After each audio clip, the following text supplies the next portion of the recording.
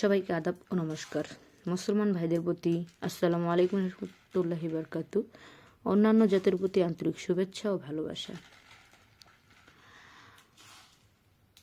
আজকে যে তদবিরটি আপনাদের মাঝখানে তুলে ধরা হয়েছে সেটি হলো মিল মহব্বতের তদবির। আপনার স্বামী বা স্ত্রী পরক্রিয়া প্রেমে আসক্ত, কুকর্মে লিপ্ত, তাকে ফেরত আনতে চান, দাম্পত্য জীবনে সুখী হতে চান, সংসারে সবসময় অশান্তি লেগে থাকে, শাশুড়ি, ননদ, দেওর, ভাও যে কোনো সদস্যের সাথে আপনার সবসময় ঝগড়া বিভেদ লাগিয়ে থাকে, সেগুলোকে নিঃশেষ করতে চান, তাদের সাথে সুসম্পর্ক করতে চান, তাহলে অবশ্যই দিদি ঠাকুরের সাথে যোগাযোগ করবেন।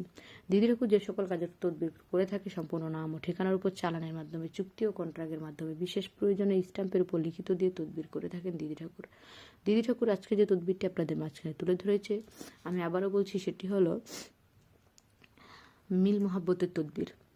এইটা মিল মহব্বতের তদবির বলতে শুধু স্বামী বা স্ত্রী বোঝায় না, যে কোনো প্রকারের মানুষের সাথে যদি মিল মহব্বত করতে চান তাহলে এই তদবিরটি নিতে পারেন।